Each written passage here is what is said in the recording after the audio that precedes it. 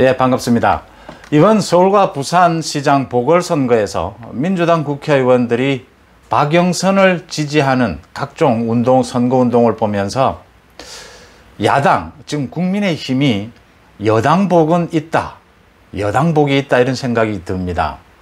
이 지난 총선까지만 해도 민주당이 야당복은 있다, 문재인 정권이 야당복은 있다 이런 소리를 많이 했는데 이제 상황이 바뀌어서 국민의힘이 여당복이 있다 이런 생각이 듭니다.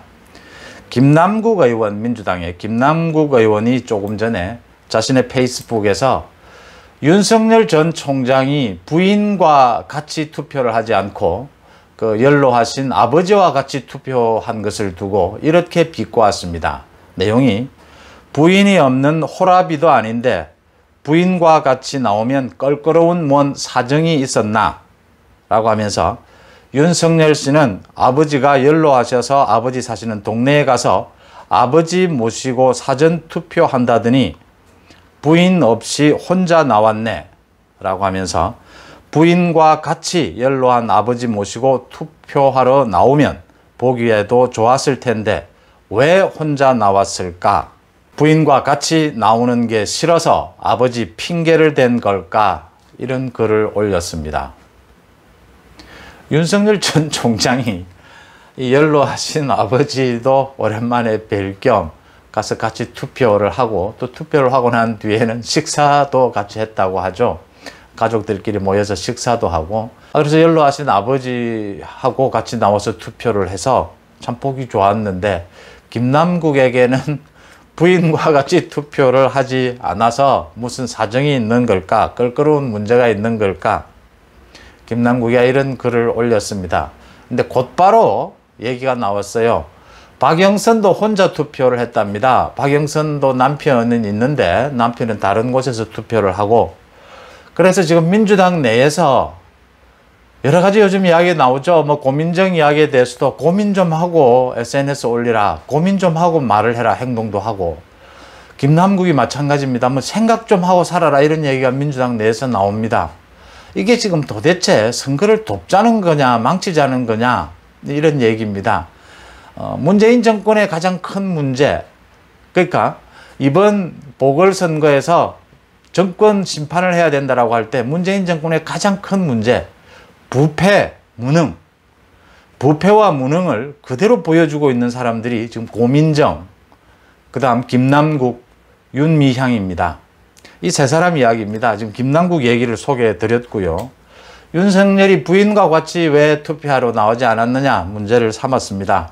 박영선도 혼자 나왔는데 박영선도 그러면 남편과 무슨 껄끄러운 사이가 돼서 혼자 투표를 한 겁니까? 그 다음 고민정 의원은 그동안 여러 가지 뭐라고 해야 되나요? 천방지축 행동을 보여왔죠. 어제는 또 자신이 투표를 하고 난 다음에 그 투표를 하게 되는 그 비닐 장갑을 벗고 자기 엄지손가락에 그 투표하는 그 도장을 찍어서 그걸 또 인증샷으로 SNS에 올렸습니다. 이게 바로 방역수칙에 위반된다. 그동안 방역수칙에 지금 투표장에 가면 다 비닐 장갑을 지급을 하지 않습니까? 그 비닐 장갑을 벗어서는 안 된다 라고 하는 게 방역수칙인데, 이 방역수칙은 지금 투표장에 가면 얼마든지 안내를 하고 1년 전부터 질병관리청에서 계속 홍보를 하고 있는 부분입니다. 민주당 내에서 모두 혀를 차는 분위기입니다.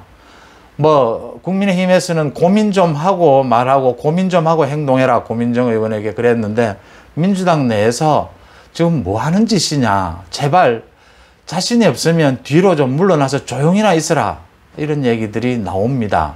그 다음 윤미향 의원이 또 그냥 있을 수 없습니다. 이 중요한 선거판에 자기가 또 한 가닥 거들어야 된다고 나섰는데 그 나선 게 또 박원순을 불러오는, 박원순을 소환하는 거였습니다.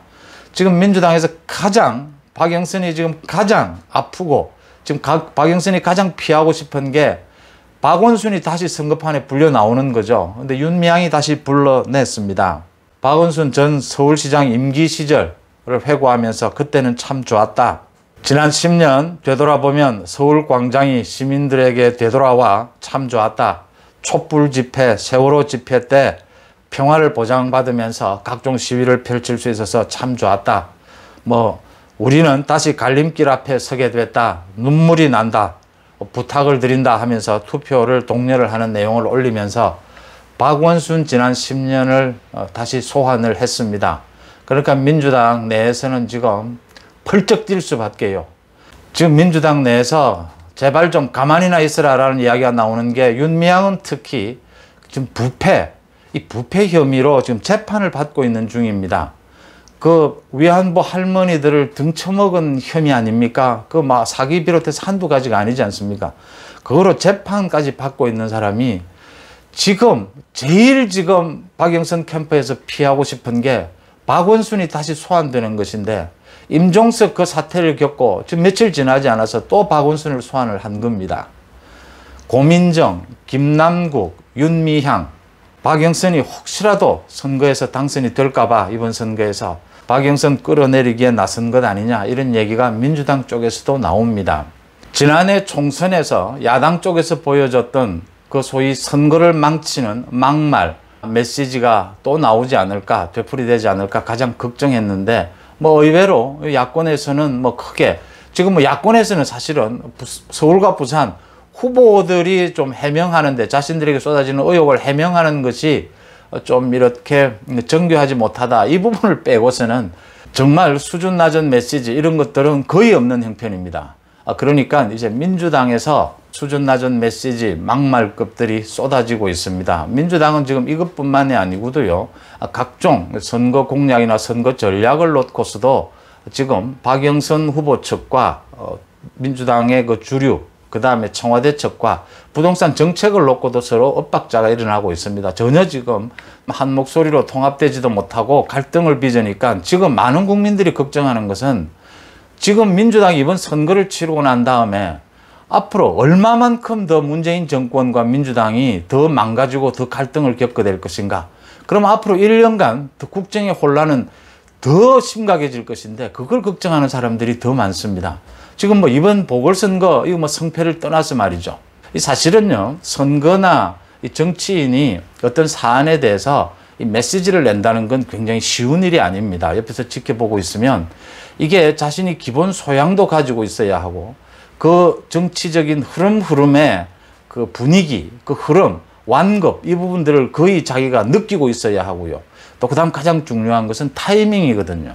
이 타이밍을 맞춘다는 게 굉장히 쉬운 일이 아닙니다.